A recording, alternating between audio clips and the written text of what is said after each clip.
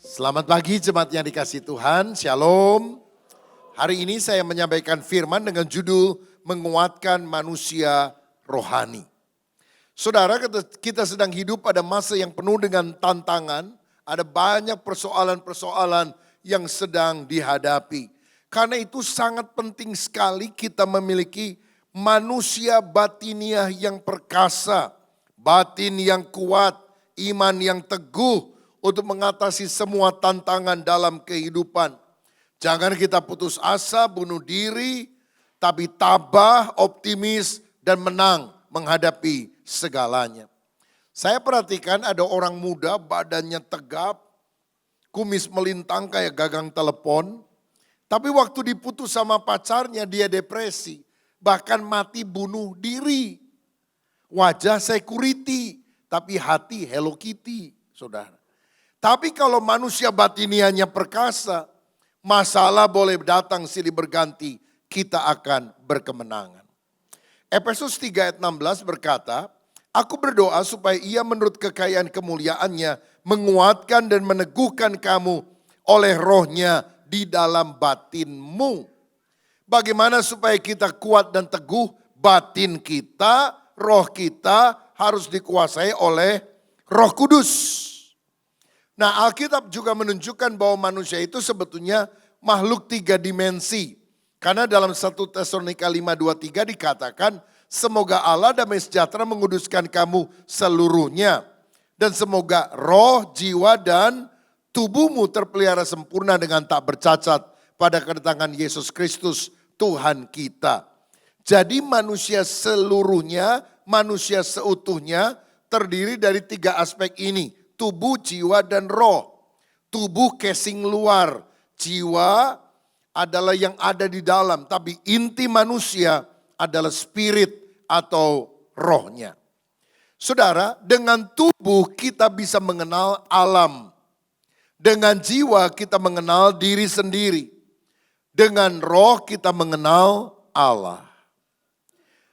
Kenapa kita bisa mengenal alam? Karena dengan tubuh kita punya panca indera. Mata untuk melihat, telinga untuk mendengar, lalu mulut untuk mengecap, dan hidung untuk mencium bau, tangan, kulit untuk meraba. Jadi pada waktu kita melihat alam semesta di sekitar kita, mengenal lingkungan kita, kita terhubung dengan panca indera tersebut. Dengan tubuh kita mengenal alam. Tapi dengan jiwa kita mengenal diri kita sendiri. Karena kita punya pikiran, perasaan, dan kehendak. Kita bisa menimbang, kita bisa mendiagnosa, kita bisa membuat keputusan.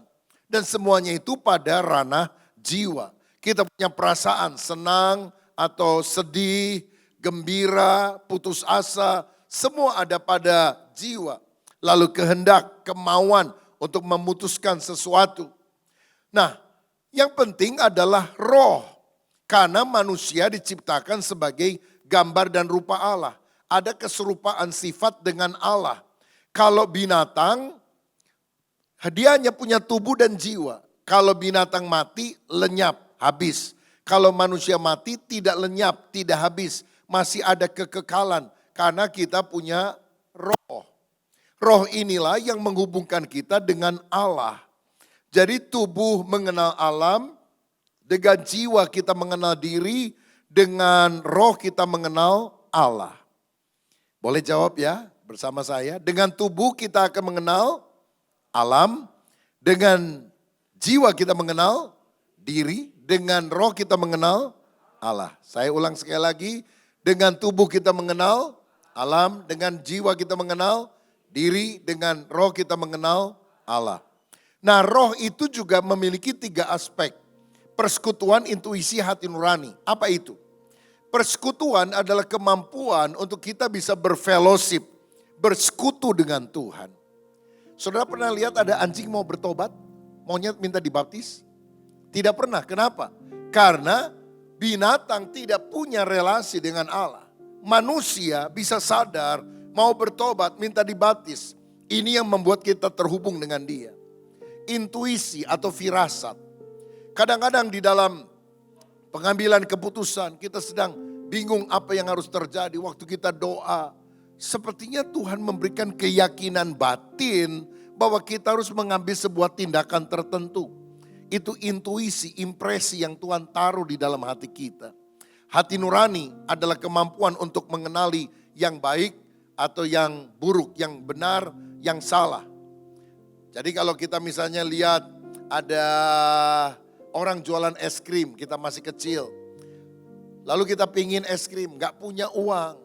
Seperti ada bisikan, ambil uang di dompet mama. Tapi ada suara lagi, jangan itu mencuri. Ada pikiran lagi, tapi es krim enak, ambil saja. Kenapa kita bisa berdiskusi dengan diri kita sendiri? Karena kita punya hati nurani. Nah saudara-saudara, tubuh, jiwa, dan roh ini harus dirawat dengan baik. Bagaimana tubuh kita mendapatkan kekuatan? Makan, capcay, puyung hai, barongsai, bakmi, bakso, bacang, bakut, bakpao, bakyak. Kita harus makan. Lalu olahraga juga membuat tubuh kita menjadi sehat. Masalahnya ada banyak orang rajin berolahraga, jogging, naik sepeda, tapi tidak suka berolah roh. Akibatnya seperti gambar itu, badannya besar sampai kancing bajunya copot gara-gara perutnya maju ke depan. Tapi manusia rohanianya kurus, kering, kerdil. Saudara-saudara, bagaimana dengan kondisi rohani saudara? Apakah seperti ini? Tuhan itu punya timbangan loh saudara. Sebab pada waktu Belsasar Raja Babel itu lagi pesta. Dia lagi mabok, suruh alat-alat perbendaraan bait suci itu dikeluarkan. Ini alat untuk Tuhan loh. Lalu diambil, dipakai untuk mabok-mabokan. Tuhan marah. Tiba-tiba ada telapak tangan di tembok nulis begini. Mene tekel ofarsin. Itu bahasa Babel saudara. Mene tekel ofarsin. Artinya kamu sudah aku timbang. Kamu terlalu ringan. Malam ini kamu mati. Malam itu Belsasar dibunuh oleh orang. Tuhan punya timbangan. Dan kalau Tuhan menimbang saudara, dia tidak timbang berat badan. Dia timbang manusia rohani. Jangan sampai Tuhan bilang, kamu terlalu ringan, gak berguna, gak bermanfaat bagiku. Saudara, makanya kita harus memberi makan roh kita. Kalau tubuh dikasih makanan, olahraga, jiwa, diberi pendidikan, mau sama perempuan cantik, makan 3 kali sehari, tinggi, hebatlah. Tapi oon, gak pernah sekolah, gak ngerti apa-apa. Saya rasa gak mau. Kita juga perlu jiwa yang kuat. Lewat pendidikan, lewat hiburan. Kalau udah sumpah belajar terus, ya perlu dengar musik, mungkin nonton YouTube dan sebagainya. Tubuh dirawat, jiwa dirawat, roh saudara diberi makan apa tidak. Padahal untuk menghadapi masalah dalam kehidupan yang paling harus tangguh itu roh kita. Gak kelihatan di dalam tapi sangat menentukan. Karena itulah inti dari manusia tersebut. Kita bilang bahwa manusia jasmaniah kita makin merosot. Tapi manusia rohaniah kita harus semakin kuat. Kita semua akan jadi orang top. Tua, ompong, peot. Tapi manusia batiniah kita harus perkasa. Karena itu harus dikasih makan apa?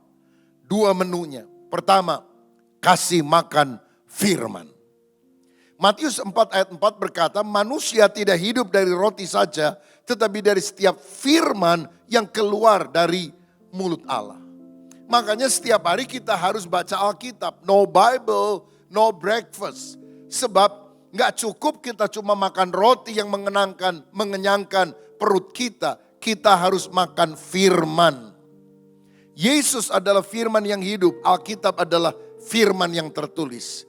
Tidak mungkin memisahkan Kristus dengan firman-Nya. Nah, firman adalah makanan rohani. Alkitab menggunakan setidaknya 2 istilah. Makanan rohani itu seperti susu atau seperti makanan keras. Lihat 1 Petrus 2 ayat yang kedua. Dikatakan demikian, jadilah sama seperti bayi yang baru lahir yang selalu ingin akan air susu yang murni Dan yang rohani supaya olehnya kamu bertumbuh dan beroleh keselamatan. Bayi belum bisa makan makanan keras. Makanan keras bukan batu ya, tapi jengkol, pete, begitu ya. Lalu ikan bakar, ayam bakar. Bayi belum bisa. Dia harus terima makanan encer, yaitu susu. Nah saudara-saudara, kalau orang masih bayi rohani, maka firman yang disampaikan yang ringan dan lucu. Ya, yang menyenangkan, penuh berkat. Percaya sama Tuhan Yesus, nanti penyakit sembuh semuanya. Kamu gak akan miskin. Yang sekarang naik motor, nanti diberkati jadi naik mobil. Yang rumahnya ngontrak, nanti punya rumah sendiri. Udah punya rumah sendiri, rumahnya akan tambah gede. Rumahnya satu, nanti didoakan jadi 2, jadi 3. Pokoknya sesuatu yang menyenangkan seperti susu.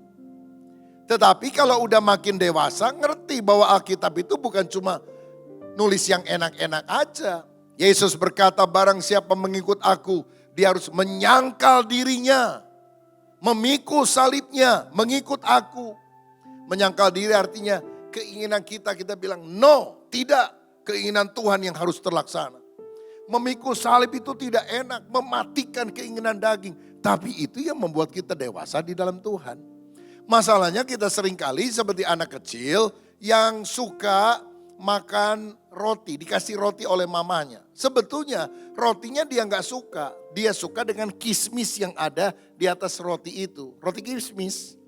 Lalu apa yang dia lakukan? Dia ambil kismisnya, dia makan karena manis, rotinya dia buang. Sehat nggak? Nggak akan sehat. Kalau mau sehat, makan semuanya roti kismis itu. Nah saudara-saudara, tiap hari kita harus makan makanan rohani. Saudara sehari makan berapa kali? 2 apa 3? Belum mamiri, makanan minuman ringan. Ya toh? Tapi anehnya badan digemukin dengan 3 kali sehari, ditambah macam-macam yang lain. Manusia rohaniah kita itu jarang dikasih makan. Paling makannya seminggu sekali ikut ibadah, dengar khotbah dari pendeta. Nggak pernah makan sendiri, nggak pernah baca Alkitab secara pribadi. Kalau saudara makan seminggu sekali, sehat atau enggak? Kuat atau tidak? Makanya kalau engkau ditimbang oleh Tuhan, ringan sekali loh. Kelaparan roh kita. Nah, lagi pula kalau disodorin sama pendeta itu kan seperti anak kecil disuapin. Kalau umur 1 tahun, anak rewel gak mau makan. Papa atau mamanya ambil nasi, dibuletin, dikasih daging ayam suwir dan sebagainya. Kasih ke sendok, ada pesawat mau mendarat, ya buka mulut, Maka anak 1 tahun, 2 tahun mau makan gara-gara disuapin. Kalau 30 tahun ada pesawat, ayo buka. Waduh celaka. 1 tahun menggemaskan, 30 tahun mengenaskan saudara-saudara. Saya lihat banyak di antara kita juga mungkin mengenaskan nih ya. Kalau makan firmannya hanya kalau dikhotbahin pendeta. Makan firman sendiri. Baca firman sendiri. Bukan cuma yang ringan, susu, makanan keras. Ampunilah musuhmu. Berdoalah untuk orang yang menganiaya kamu. Wah, ngawur ini firman. Musuh itu harus dibenci. Masa musuh harus dikasihi? Kalau dikasih bukan musuh dong, sahabat dong.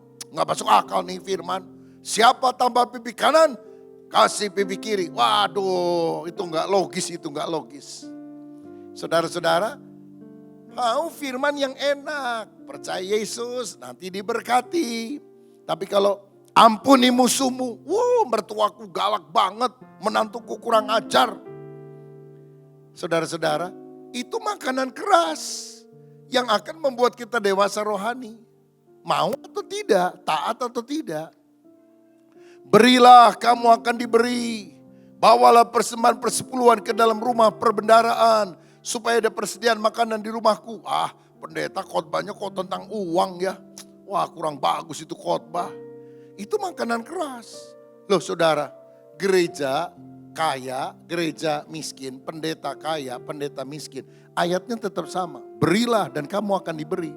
Apa kalau gereja udah diberkati Tuhan, kita coret aja bagian ini karena udah gak berlaku lagi buat kita. Kan gak bisa, itu makanan keras. Saudara mau atau tidak mau, firman Tuhan tetap ada. Hidup kudus, jauhkan diri dari pencemaran rohani dan pencemaran jasmani. Hidup benar bagi Tuhan. Waduh gak enak nih, saya masih suka happy-happy maunya saya. Berarti saudara hanya mau susu, tidak mau makanan keras. Mari kita jadi anak Tuhan yang tumbuh dewasa dalam Kristus. Lihat tuh, murid Tuhan 3 tahun ikut Yesus. Khotbah, ribuan orang bertobat. Ngusir setan, menyembuhkan orang-orang sakit. Karena dewasa rohaninya. Boleh saya tanya, yang sudah 3 tahun lebih jadi Kristen ada? Boleh angkat tangan? Yang 3 tahun lebih. Ya, 3 tahun lebih. Angkat tangan ya. Yang 3 tahun lebih jadi Kristen. Murid Tuhan 3 tahun diajar sama Yesus khotbah. Saudara minggu depan khotbah. Ngapain denger khotbah terus? Kapan khotbahnya? Lo masalahnya kita jangankan khotbah. Doa di depan umum aja gemeter. Ngomongin orang paling gampang. Kalau suruh doa, aduh tak bisa. Saudara-saudara, inilah pentingnya kita tumbuh rohani. Dan makanan utamanya firman. Renungkan firman siang dan malam. Perjalanan berhasil, engkau akan beruntung. Karena itu baca Alkitab. Bagi yang mata sudah kurang jelas, mungkin Bapak Ibu yang sudah lanjut usia, aduh letik pisan Alkitab teh tulisannya. Ada saudara-saudara jalan keluar, pakai kaca pembesar. Kalau ada niat mah bisa. Atau kalau enggak, ada aplikasi namanya Alkitab Suara. Ya nanti tolong downloadin, yang muda-muda downloadkan untuk yang orang tua yang udah tua, download Alkitab Suara, itu dibacain dari Kejadian sampai Wahyu. Pada mulanya Allah menciptakan langit dan bumi, bumi belum berbentuk, gelap gulita meliputi samudera raya. Kemana-mana di rumah bawa aja saudara, setel aja itu. Enak tuh dibacain Alkitabnya dari Kejadian, Keluaran, Imamat, Bilangan, Ulangan, terus sampai Wahyu. Nanti ulang lagi ya. Aplikasi itu bagus banget nih, bersyukur buat teknologi. Ya, malas baca, dibacain. Kan firman berkata, iman timbul dari pendengaran. Jadi boleh dengar firman. Yang kedua, renungkan firman. Nah kalau merenungkan, bukan cuma baca Alkitab seperti baca koran. Bukan hanya dengar sambil lalu, ya di tempat tidur sampai ketiduran, begitu ya. Dia mau baca terus sampai Wahyu selesai. Saudara belum bangun-bangun. Nah belum merenungkan kalau begitu. Maka kita perlu dituntun misalnya oleh Gedor, gerakan doa dan firman. Misalnya kita baca hari ini Matius pasal 1. Lalu setelah satu pasal kita baca, maka kita coba renungkan, kita gali lebih dalam kebenaran apa yang didapat dari pembacaan ayat tersebut. Kedua, adakah koreksi yang Tuhan sampaikan dan perlu kita lakukan? Ini perintah Tuhan yang belum kita jalankan. Kita harus lakukan. Adakah komitmen untuk kita ambil? Nah itu bagian dari merenungkan firman siang dan malam. Lalu memperkatakan firman. Kalau saudara cuma baca Alkitab, engkau hanya menggunakan satu alat indera, mata untuk melihat. Tapi kalau saudara memperkatakan firman, mata melihat, mulut bicara, telinga mendengar. Berapa alat indera? 3. Mana lebih masuk? Yang ketiga, saudara. Lagi pula kalau kita ada lihat ayat-ayat yang menguatkan, ucapkan pencobaan yang aku alami adalah pencobaan biasa yang tidak melebihi kekuatan manusia. Pada saat kamu dicobai, Tuhan akan memberikan kepadamu jalan keluar untuk kamu dapat mengatasinya. 1 Korintus 10 ayat 13. Filipi pasal 3 berkata, segala perkara dapat kutanggung di dalam Dia yang memberikan kekuatan kepadaku. Diulang-ulang itu perkataan, waduh itu jadi makanan rohani yang menguatkan batin kita. Aduh rasanya berat, ditinggal pacar, aduh rasanya runtuh dunia, segala perkara dapat kutanggung di dalam Dia yang memberikan kekuatan kepadaku. Jadi strong, jadi kuat rohnya. Nyanyikan juga firman, banyak nyanyi lagu rohani. Kalau kita nyanyi lagu rohani, damai sukacita mengalir. Pertolonganmu begitu ajaib, Kau telah meniti hatiku. Di saat aku tak sanggup lagi, di situ tanganmu bekerja. Waktu kita rasa lemah, aduh rasanya gak sanggup, ini mana tahan. Di situ tanganmu bekerja, ada kekuatan waktu kita menyanyikan firman. Yang berikutnya, lakukan firman, taati firman, roh kita akan perkasa di dalam Dia. Jadi makanan rohani yang pertama, membangun manusia batin adalah firman. Yang kedua adalah doa. Doa ibarat nafas rohani bagi orang percaya. Ayat terpendek di Perjanjian Baru, 1 Tesalonika 5 ayat 17 berkata apa? Tetaplah berdoa. Ini masa nggak tahu ini ayat paling pendek nih. 1 Tesalonika 5 ayat 17. Bunyinya apa? Tetaplah berdoa. Saudara-saudara, kalau lagi dicek di luar negeri itu ya, mau apa datang ke negara ini? Mau ketemu teman Pak. Kamu orang apa? Indonesia Pak. Orang Indonesia itu kadang kalau di Amerika itu agak dicurigai. Begitu Indonesia, langsung telinga penjaga itu langsung bangun begitu saudara. Tapi Kristen Pak, oh Kristen. Apa buktinya kamu Kristen? Coba sebutkan satu ayat. Aduh apa ya? Ada banyak di Alkitab ada. Iya tapi sebutin satu. Sebutin tetaplah berdoa. Wah udah Kristen bener tuh. Ayat terpendek dalam Perjanjian Baru. Doa adalah nafas rohani. Ada orang bilang, aduh saya sibuk banget sampai saya lupa makan. Bisa. Tapi gak ada orang bilang, aduh saya sibuk banget kemarin sampai saya lupa bernapas. Lah mati kan sudah. Makanya kita harus selalu berkomunikasi. Doa itu bukan cuma lipat tangan tutup mata. Dimanapun kita berada dengan mata melek, hati kita tetap terangkat kepada Tuhan. Kedua, doa adalah komunikasi dialog dengan Tuhan. Yesaya 58 ayat 9a, pada waktu itulah engkau akan memanggil dan Tuhan akan menjawab. Engkau akan berteriak minta tolong dan Ia akan berkata, ini aku.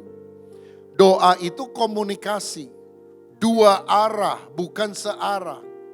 Saudara pernah ditelepon sama orang gak? Kring, kita bilang halo, ya dengerin ya. Semenit, 2 menit, 3 menit. Gak ada jedanya, ngomong aja. Udah ya bye, plak. Yang dengar bilang apa? Si gelo gitu saudara. Dia malah maki-maki, ini orang ngapain nih telepon saya. Saudara tahu siapa si gelo itu? Kita di hadapan Tuhan. Si gelo itu. Malaikat bilang, aduh liur ya mah. Ngomong terus, minta ini, minta itu. Ini Tuhan mau ngomong, udah hilang, udah amin. Doa itu komunikasi, dialog dengan Tuhan. Kita ngomong, Tuhan jawab. Jawabnya lewat apa? Lewat Alkitab. Jadi waktu saudara doa, selesai amin, saudara baca Alkitab. Waktu saudara baca Alkitab, seringkali ya, waktu kita baca. Itu seperti ada firman yang menjamah hati kita. Zet, oh iya ya bener ya. Firman ngomong begini loh, luar biasa. Itu jawaban Tuhan. Saya ingat sekian tahun yang lalu anak saya masih kuliah di Australia. Lalu malam itu dia telepon ke istri saya. Mam, uang buat bayaran sekolah berapa ribu dolar itu hilang karena dia pergi kemana terus jatuh kelihatannya dompetnya. Berapa ribu dolar mau diinikan. Aduh nangis bingung gimana dan sebagainya. Saya bilang tenang Jess pasti ketemu. Loh kenapa kok pasti ketemu? Wah mana mungkin di Australia kalau hilang uang tempatnya juga gak tahu mana bisa ketemu. Doa aja usaha cari lagi pasti ketemu. Kenapa? Pada waktu paginya ini secara gak sengaja ya saya baca Alkitab berurutan. Dan ayat yang baca hari itu adalah papahnya siapa itu ya? Papanya Daud papanya Saul kehilangan keledai. Lalu disuruh cari keledainya.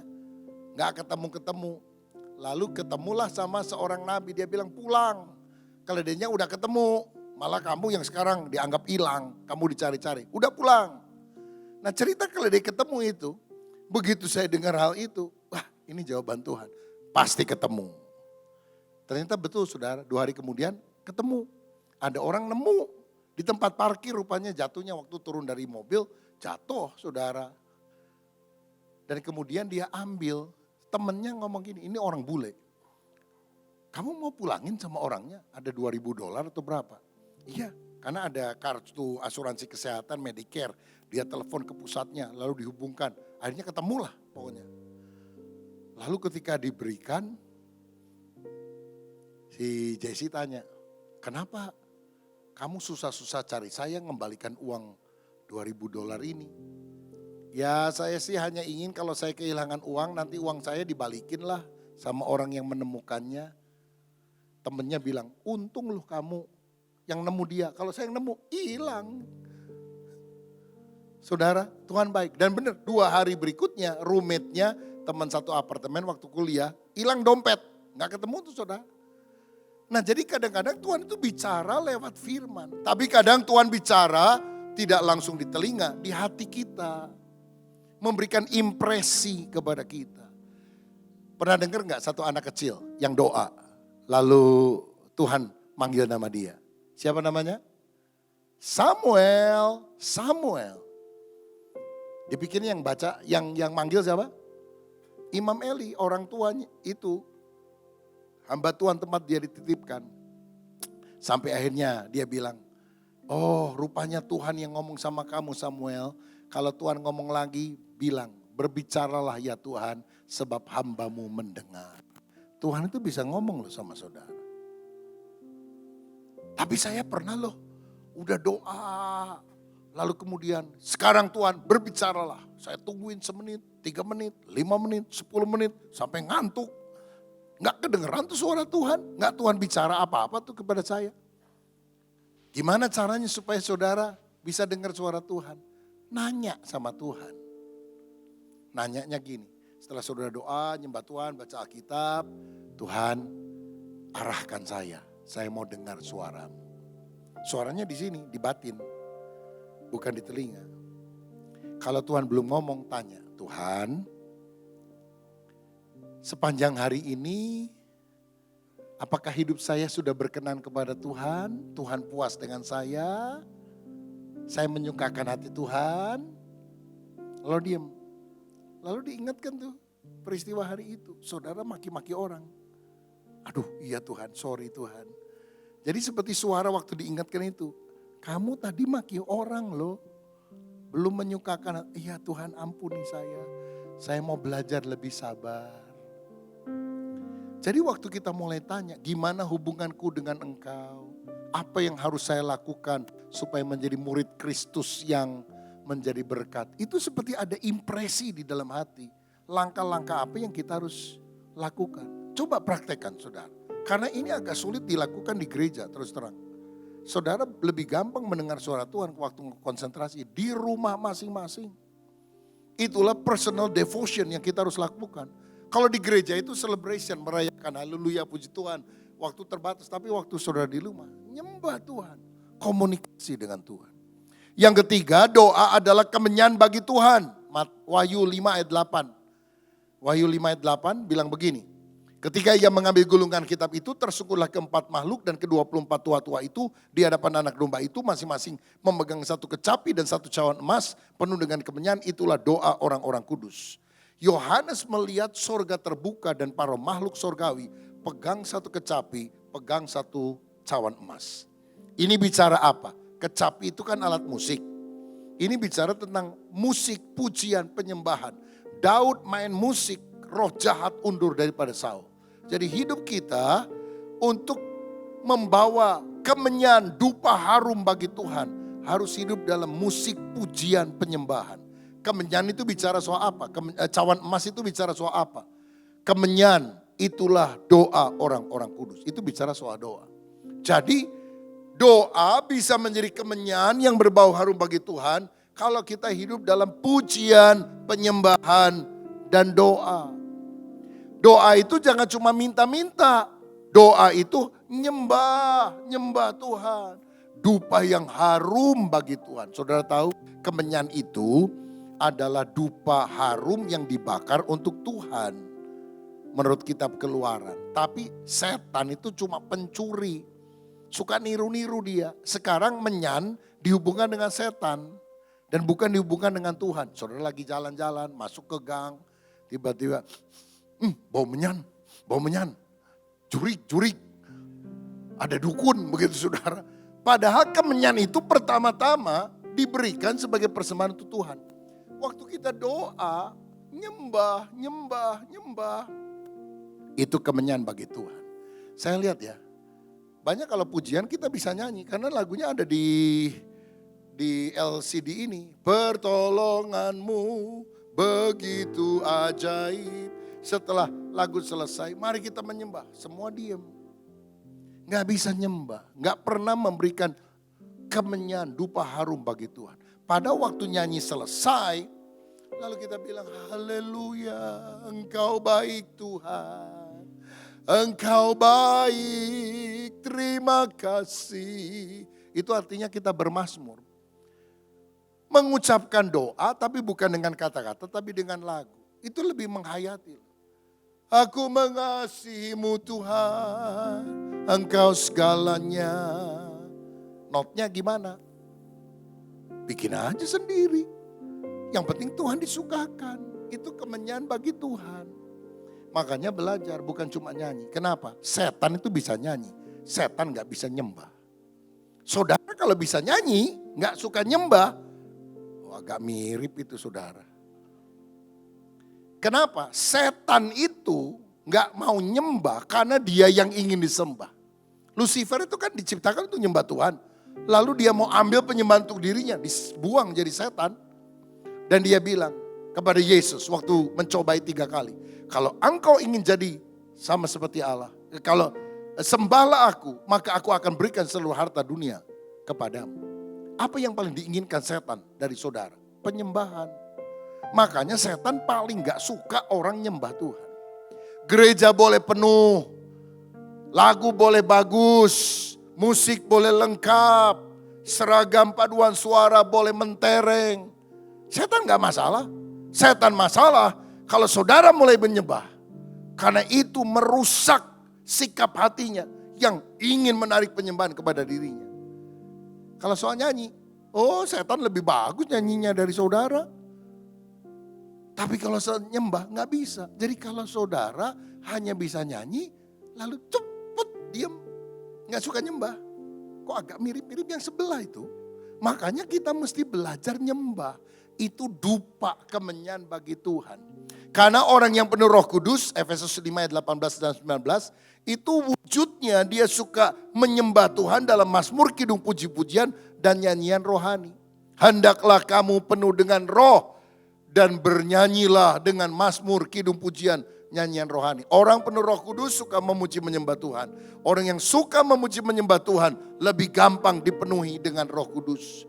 Kita harus menyanyi dengan akal yang sudah kita tahu lagunya ada di LED. Tapi menyanyi dengan roh. Engkau baik Tuhan. Kasih setiamu ajaib. Kita juga bisa menyembah di dalam bahasa roh. Orabashika naralabase. Hiaralabasande. Kok saya gak bisa ya? Minta sama Tuhan. Bapa mana anaknya minta roti diberi batu. Bapa Sorgawi akan memberikan Roh Kudus kepada setiap anak-anak yang meminta kepadanya. Artinya apa itu Pak? Nggak ada orang yang ngerti bahasanya. 1 Korintus 14 ayat 2 ayat 4. Nggak ada yang ngerti bahasa roh. Hanya Tuhan yang mengerti. Tapi yang paling penting kan bukan manusia ngerti, tapi Tuhan ngerti saudara. Ngerti yang ada di hati kita. Orang yang menyembah di dalam bahasa roh adalah orang yang membangun dirinya sendiri, membangun imannya. Orang yang bernubuat membangun jemaat. Tapi gimana kita bisa membangun jemaat kalau diri kita tidak dibangun? Makanya waktu kita doa dalam roh, kita bukan memberkati orang lain. Kita tidak berdoa untuk orang lain. Kita membangun iman kita. Saya berdoa, saudara yang belum mengalami, minta kepada Tuhan. Minta dipenuhkan dengan Roh Kudus. Supaya kita bisa masuk dalam dimensi yang lebih dalam. Jangan hanya Kristen biasa, tapi Kristen yang mengalami kuasa Roh Kudus dalam hidup kita. Lewat doa. Doa yang bukan hanya minta, tapi kemenyan bagi Tuhan. Penyembahan kepada Tuhan. Bagian terakhir, apa yang akan dihasilkan oleh doa sedemikian? Yang pertama, doa akan meneguhkan batin kita dan memberikan kemenangan. Yosafat pernah diserbu oleh 5 negara asing yang bersekutu. Dia ketakutan, lalu berdoa, berpuasa, mencari wajah Tuhan. Tuhan bilang jangan takut, memerangi mereka. Tapi yang paling depan tim pujian penyembahan. Ini kan perang aneh saudara. Yang depan bukan bawa pedang meriam, tapi yang bawa alat musik dan sebagainya. Tapi waktu mereka menyanyi, itu musuh saling menikam satu dengan yang lain. Mati semuanya. Di tengah pujian, di tengah doa, kuasa Allah bekerja. Saat ku berdoa, kuasa-Mu bekerja. Lagi kita doa, kuasa Allah bekerja. Yohanes 15 ayat yang ke-7 berkata demikian. Jikalau kamu tinggal di dalam aku dan firman-Ku tinggal di dalam kamu, mintalah apa saja yang kamu kehendaki dan kamu akan menerimanya. Benar nih, minta apa saja? Benar, jika kamu tinggal di dalam aku dan firman-Ku tinggal di dalam kamu.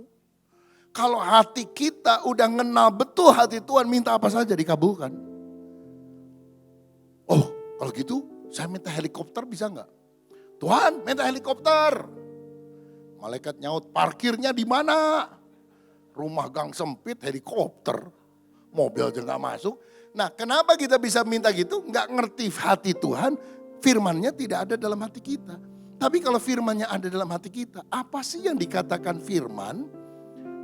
Supaya waktu aku minta Tuhan mengabulkan. Mintalah, maka bangsa-bangsa akan kuberikan sebagai milik pusakamu. Oh, minta pertobatan orang-orang, minta pertobatan jiwa-jiwa, dikabulkan tuh sama Tuhan. Aku minta Tuhan, pemilihan umum ini damai sejahtera meliputi Indonesia. Dalam nama Yesus aku minta presiden yang terpilih itu adalah pilihan Tuhan. Nggak ada manusia sempurna lah. 1, 2, 3. Romo Magni Suseno pernah bilang, dalam pemilihan umum ini kita tidak memilih pemimpin yang terbaik. Kita hanya memilih supaya pemimpin yang terburuk tidak memerintah Indonesia. Begitu katanya. Saudara-saudara. Jadi kalau dilihat ada salahnya semuanya. Tapi doa supaya damai sejahtera mengalir bagi Indonesia. Doa meneguhkan batin, memberi kemenangan. Anak saya pertama Jessica pada waktu hamil putra yang pertama diperiksa di USG. Dokter bilang setelah USG kesekian, kok seperti ada penebalan di bagian tengkuknya ya, ini bahaya nih. Berapa waktu kemudian di USG lagi, bener nih. Gimana Bu, mau dikiret, digugurkan atau dilanjutkan? Kemungkinannya bisa idiot nih anak. Kemungkinan, wah pokoknya dibacain macam-macam. Aduh, gelisah saudara. Waktu pulang nangis, sama suaminya bergumul. 2 mingguan kita gelisah, saya juga berdoa, istri berdoa. Sampai satu kali saya undang mereka ke rumah makan siang dan saya tanya, Jess gimana? Dia bilang saya udah doa. Dan saya tahu bahwa pemberian Tuhan adalah yang terbaik. Saya akan terima. Masa Tuhan kasih, saya tolak. Saya harus terima. Apapun yang terjadi, saya tidak akan gugurkan ini. Kalau memang hasilnya anaknya lahir, keluar cacat tidak baik, saya akan rawat. Walaupun itu berat untuk saya. Nah setelah dia ngomong gitu, kita doa, itu ketenangan dari Roh Kudus mengalir. Ya udah, hidup berserah seperti doanya Sadrak Mesak Abednego. Aku percaya Engkau bisa mengeluarkan aku dari perapian yang menyala, tapi seandainya tidak, aku tetap akan setia beribadah kepadamu. Anaknya lahir sehat, gak ada tanda-tanda seperti yang dikhawatirkan dokter. Usia 2 tahun, dia bisa baca A sampai Z, Z sampai A. A, B, C, D, E, F, G. Lalu Z, Y, X, W. Apalagi ke belakang tuh. Saya juga susah loh saudara. Saya baca dari belakang. Saya tanya mamanya, gimana kamu ngajarinnya? Enggak tuh, enggak tahu. Bisa sendiri. Ya. Beberapa orang gereja tanya, gimana ini punya anak kok bisa begini nih? Yang enggak tahu, yang mesti ngalami itu dulu, kata vonis dokter dulu. Baru doa, baru mujizat terjadi. Sekarang usianya 4 tahun setengah. Dari 4 tahun kurang sudah baca Alkitab tiap hari. Alkitab bahasa Inggris bergambar. Minggu yang lalu istri saya tanya, Benaya lagi apa? Habis baca Alkitab Oma, lalu journaling. Apa journaling teh? Ini anak 4 tahun yang jawab. Journaling itu adalah setelah baca ayat, baca satu pasal ya kalau kita, lalu renungkan, lalu catat. Dia nulis hal apa yang dia terima dalam pembacaan hari itu. Ya kalau buat anak kecil sih masih sederhana lah. Tuhan Yesus memberi makan 5.000 orang dengan 5 roti 2 ikan. Itu journaling dia saudara. Tapi 4,5 tahun. Kali-kalian bisa, tambah kurang bisa. Saudara belum TK. Saya percaya kalau kita berdoa, Allah akan bekerja. Bagi Tuhan tidak ada yang mustahil. Minggu depan oleh anugerah Tuhan, kita akan mulai ibadah perdana GBI Bethel Sumarekon. Saudara kita bangun mulai tiang pancang Maret tahun lalu, 2023. Februari 2024 ibadah perdana, 11 bulan dipakai kebaktian. Tuhan ajaib, luar biasa. Saya pikir-pikir cepat juga ya. Kita bangun rumah 300 meter aja bisa 3-4 tahun tuh saudara. Ini 11 bulan udah dipakai, memang belum main hall, masih di bawah. Karena luas tanahnya kan sekitar 2 hektar tuh saudara. Tapi ya Tuhan tolong, minggu depan kita bisa ibadah sama-sama di sana. Waktu mau masuk Januari, saya itu doa sama Tuhan. Karena apa? November bangunan untuk gereja 4 lantai selesai strukturnya. Belum finishing ya, strukturnya selesai. Dan kita karena itu bangunan besar sekali kan bangunnya bertahap. Lunasin tanah dulu lah kalau bisa. Kedua tiang pancangnya 17 miliar saudara. Ya dan gak kelihatan dari tanah kan, tiang pancang di bawah tanah 17 M. Lunas kita lanjutkan berapa puluh miliar buat struktur gerejanya. Nah ini udah selesai November yang lalu. Lalu kita minggu depan akan mulai ibadah perdana di lantai bawah. Nah masuk tahun baru ini kan kita harus mulai buat museum Alkitab. Tiang pancang sudah beres, dinaikin hampir 60 M lah saudara sekalian. Hanya untuk strukturnya, belum dalamnya. Aduh duit gak ada gimana ya. Saya doa menjelang Natal itu Tuhan mau Januari duit gak ada. Ini sekian banyak duit dari mana? Bagi Tuhan tidak ada yang mustahil.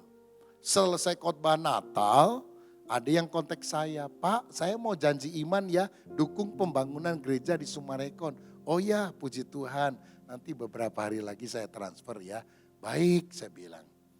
3 hari kemudian dia hubungin saya lagi, Pak sudah ditransfer ya, tolong dicek sama bendahara. Saya hubungi bendahara cek, ada Pak masuk, tapi nggak ada namanya. Nggak mau ditulis, store tunai mungkin. Jadi nggak ketahuan namanya. Oh jumlah berapa? 15 miliar. Haleluya, puji Tuhan. Saya bilang Tuhan terima kasih buat hadiah Natal. Bukan untuk saya, untuk pekerjaan Tuhan. Supaya start Januari kita punya biaya lagi. Memang masih jauh sih, belum mencapai. Tapi gak apa-apa, itu tanda dari Tuhan. Mujizat itu kan setahap demi setahap. Saudara bilang, wah enak banget ya ada orang nyumbang begitu. Gak gampang loh saudara. Kalau bukan Tuhan yang menggerakkan. Kita beli tanah tuh, sebelah kan, parkirnya lebih luas. Puji Tuhan kan, jadi gak usah macet di sana. Parkir sudah lebih ini, ke belakang udah luas, ke samping luas. Haleluya, berkat Tuhan. Tapi masih utang tuh saudara sekalian. Utangnya belum bisa dibayar. Saya tanya sama bendahara. Kan saya yang ngubungin seseorang lah. Bisa nggak di ini dulu. Bukan dari Tasik saudara. Bisa dibayar dulu saudara. Sampai hari ini belum lunas. Wah mudah-mudahan kalau di Tasik nggak usah 15M lah. 10%-nya aja lah. Saya tergerak 1,5M setelah mendengar khotbah ini. Lunas tuh tanah saudara sekalian. Emang gampang orang kasih seperti itu? Kalau bukan Roh Kudus, sulit saudara. Tiba-tiba kemarin ini ada yang masuk 1 miliar.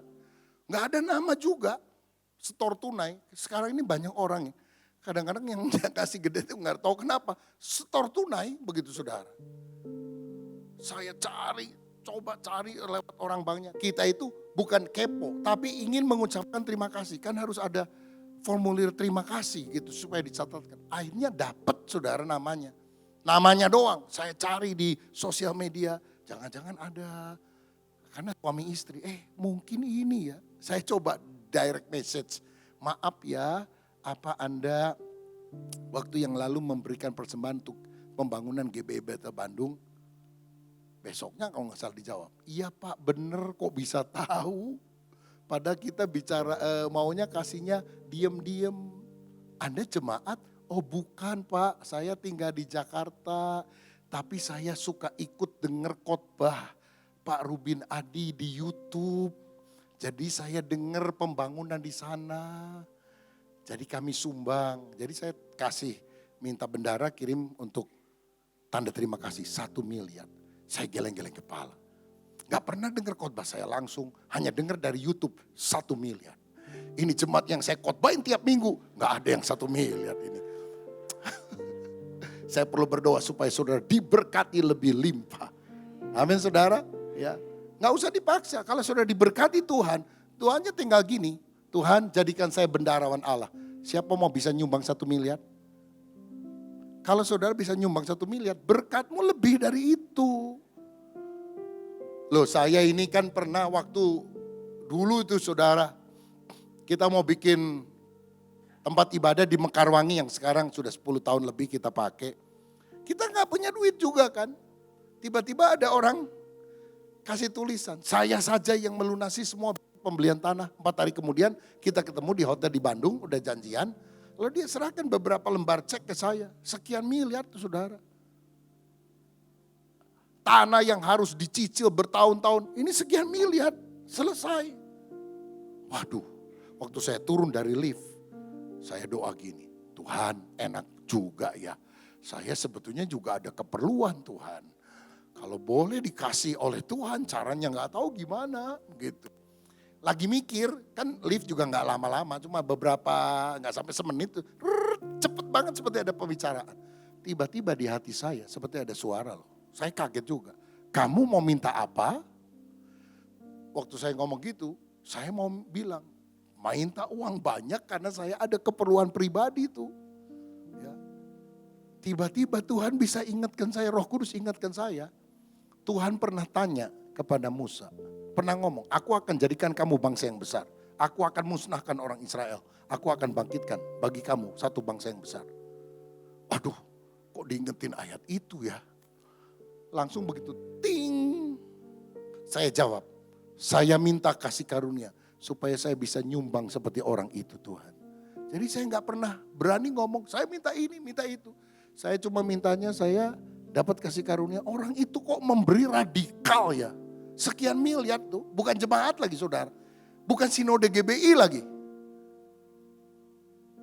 Yang GBI saya khotbahnya juga gak nyumbang segitu.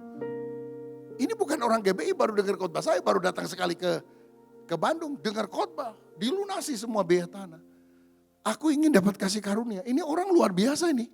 Aku mau dapat kasih karunia seperti itu. Saudara mau dapat kasih karunia seperti itu? Amin. Kita itu jangan mikir, waduh enak ya kalau diberi. Hati kita itu harus sudah besar, jadi berkat bagi orang lain. Ada seorang,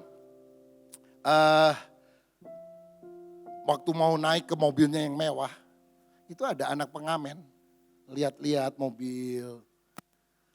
Orang ini baik, saudara nggak marah. Dia bilang, nak, kamu lihat-lihat di mobil saya ya? Iya Pak, maaf ya, mobilnya bagus banget. Oh ini hadiah dari kakak saya buat saya. Oh ya? Bapak punya kakak sebaik itu? Iya ini bukan uang saya, kakak saya yang ngasih buat saya. Aduh, semoga saya juga demikian. Kata anak pengamen itu. Oh kamu pingin kakak kamu kasih mobil ini juga kepada kamu ya? Oh enggak Pak, saya punya adik agak cacat, pincang. Saya doa satu kali saya jadi orang kaya, saya mau kasih mobil sebagus ini untuk adik saya. Ini pengamen, miskin tapi jiwanya kaya. Saudara-saudara, kalau kita doa, hidup kita dirubah oleh Tuhan. Karena doa akan membuat kita mengenal Yesus lebih dalam. Dan itu mengubah hidup kita. Gak jadi egois tapi makin serupa seperti Yesus. Lebih cinta Yesusnya daripada berkatnya. Karena intim mengenal Tuhan secara dekat. Seorang anak miskin tanya sama papanya. Papa ini miskin, uang sekolah aja telat melulu, saya malu di sekolah. Yang lain naik motor, saya jalan kaki. Tapi Papa rajin banget doa. Doa dapat apa Pak? Nak, kalau Papa doa, Bapak bukan dapat apa-apa. Bapak justru banyak kehilangan. Oh, doa bikin kehilangan? Iya. Kehilangan apa Pak? Papa kehilangan kekhawatiran. Papa kehilangan rasa kecewa. Papa kehilangan iri hati kepada orang lain yang lebih kaya. Papa kehilangan sifat-sifat tidak baik. Dan hati Papa makin hari makin mengasihi Tuhan. Doa bukan cuma minta. Tapi biar sifat buruk kita hilang. Karena Tuhan yang menjamah kehidupan kita. Ini doa saya supaya manusia roh saudara makin kuat, makin perkasa di dalam Dia. Tuhan Yesus memberkati. Mari kita berdiri sama-sama.